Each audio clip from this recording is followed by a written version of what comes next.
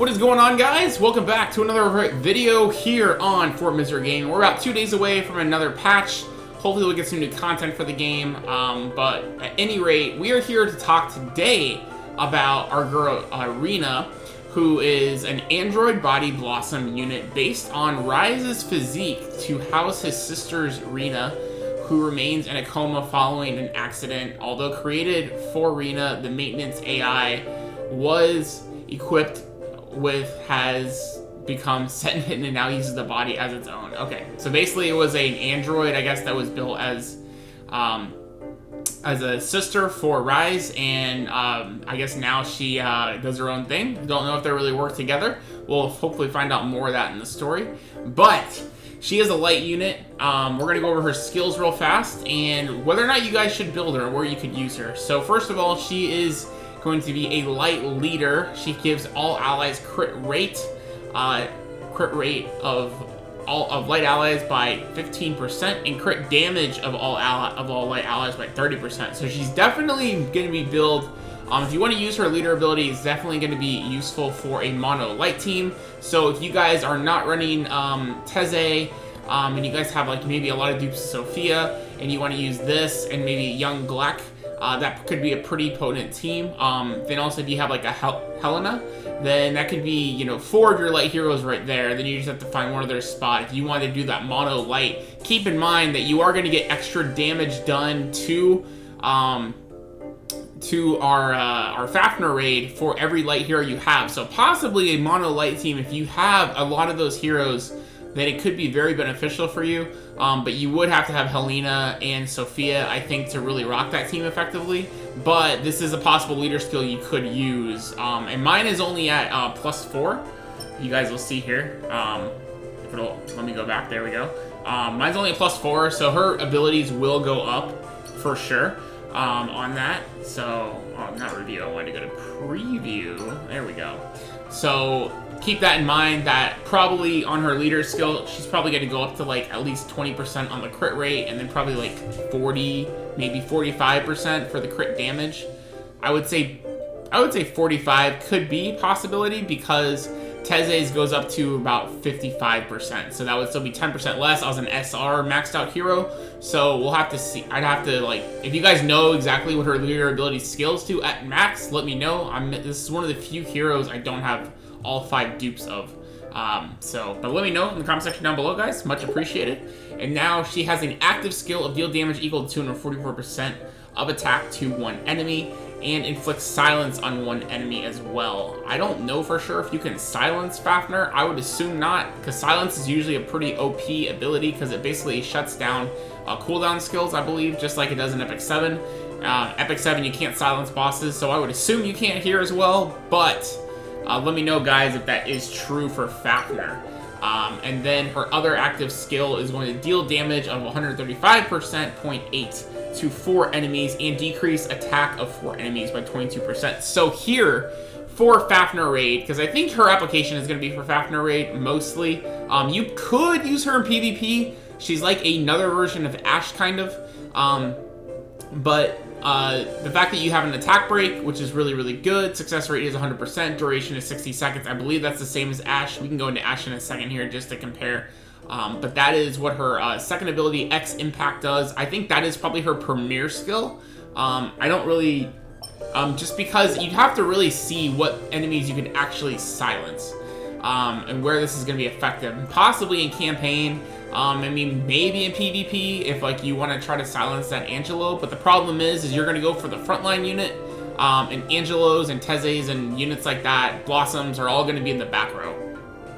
So the likelihood you're actually going to get a silence off on one of the main DPS units for PvP is very, very low. So the skill 1 could be used possibly in like some campaign modes if you can silence the bosses. Like if Damien can get silenced and any of the modes in hard, then possibly this ability will be useful. I don't know for sure on that, so I don't want to tell you guys you can silence Damien at 810, 1310 or whatever. So if anyone knows if the bosses in hard campaign can be affected by status elements like silence, let me know. And then finally, if you guys do have her Grimoire, her passive ability is increased status effect resist rate of light ally by 9%. I would assume that is for all allies that are lights. So that's actually pretty useful. Very, very useful, actually. It doesn't, like, require you to be in the same row. It doesn't require you to have, like, a certain HP threshold or anything like that. It's just straight up increase the passive resistance of all light allies, I would assume. Not just a ally, would just be, like, her by 9%. So it's not an insanely big number, but, you know, that's kind of similar to what we see, like, in Epic 7 when you get, like, devotion dupes. So pretty cool to be that on an SR hero. It's not too bad. So let's go into her other... let's go into her ability tree here, so we can kind of go over what kind of ability she gets in her tree. So you guys see there, she gets a magic attack user, so she gets magic attack. She gets crit damage, accuracy, dealt damage increase. She gets a pierce rate, and I think that's it for most of her abilities. So it looks like pierce, crit rate, crit damage, pierce damage, accuracy. Magic attack seems like to be what she gets. Actually, she doesn't get crit damage. She only gets crit rate, it looks like. Yeah, crit rate, magic attack, pierce damage, and accuracy are what she gets in her ability tree. So if we go into her skills, we can actually see what her level 6 skill will be. So an X impact, it is going to go to decrease attack of 4 enemies by 24%. And then deal damage of 180% attack. I know for a fact Ash's attack multiplier is significantly higher than that. And then when we go to her S1, it is going to do 325 and silence for 20 seconds. Does the silence rate go? So the silence rate looks like it is the same for the duration.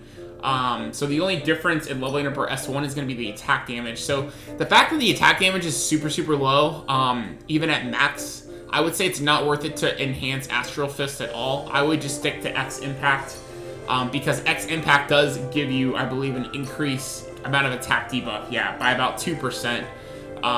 So I would say if you're gonna enhance her skills, X Impact is the way to go. And then if we go into, finally, we're gonna go into Ash just to compare their S2s, just to see where they're at max. So Ash's max goes to 296%. So yeah, it's 110%, 115% more. And the decrease of defense, when he gets to level 6, so when he's at only level 3, he only does it to 3 enemies. But when you finally do max it to 6, that's where Ash's ability really, really kicks in to probably severely outweigh the ability of Reina, because it targets the 4 enemies, and it's a 32.3% of attack debuff as opposed to 24%. So you're talking about over a third of the enemy's attack, or right about the third of the enemy's attack is being completely reduced. So that's why Ash, I feel, is still a better overall unit than Reina, but Reina does have application if you guys are trying to make that mono light team. So let's go back into her real fast, and then we'll just go ahead and show off her skills in combat and preview. Hopefully our preview works. Let's see.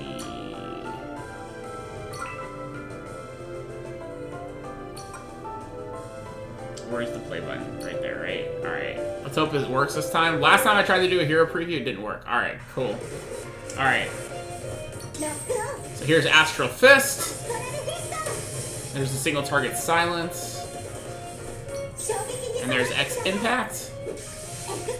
That is going to do the AoE attack break. That looks like that's her basic skill.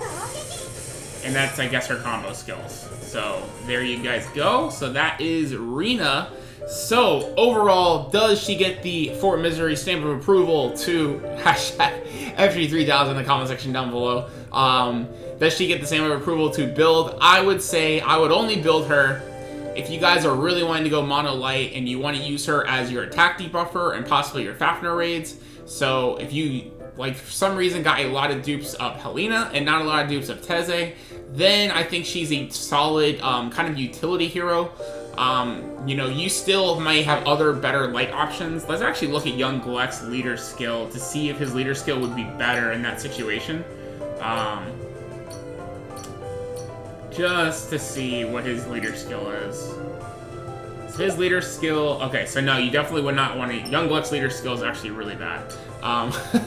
So, with that being said, Reina does have a possible leader skill, like as I said, if you guys are going to run a mono light team that you guys could potentially use.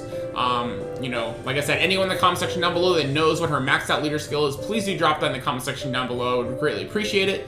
But I would say, like I said, if you guys don't have a lot of dupes of Eze and you want to build a mono light team for raids, then it's a solid option for a hero to build. She won't take an incredibly amount of investment. You won't even really have, like, you could max out her to S rank, but I think A rank would be enough if you're only going to use her in raid. You know, get your 5 dupes of her. I would say 5 dupes of her is absolutely you have to have, because you want that leader skill to be maxed, since she probably has a very useful leader skill for a mono light team, unless you pull a light SSR that has a very good damage utility as a leader skill instead, because always the SSRs will be better because they are SSRs.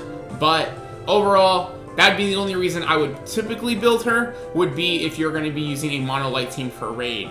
You know, she could be maybe a counter type team for PvP if you want to run her. Like a counter meta team if you're seeing that like you're playing nothing but like Ciceros and Angelos and Tezes and things like that, or unknowns and stuff like that, Damians. Since the dark meta is pretty heavy still, that'd be the only reason I would say to run her in PvP. But I want to hear what you guys want to say in the comment section down below on Reina. Have you guys built her? Is she working out for you guys? Are you guys planning to build her down the line if you guys get some more dupes? Let me know all that stuff in the comment section down below, guys. And if you guys did enjoy today's video, make sure you guys drop a like, subscribe as always if you guys are new. Click that notification bell so you guys are notified when we stream and when we post new videos. And until then, guys, this is Eze the Gamer. Enjoy the rest of your day, and I will see you guys in the next Overhit video. Peace.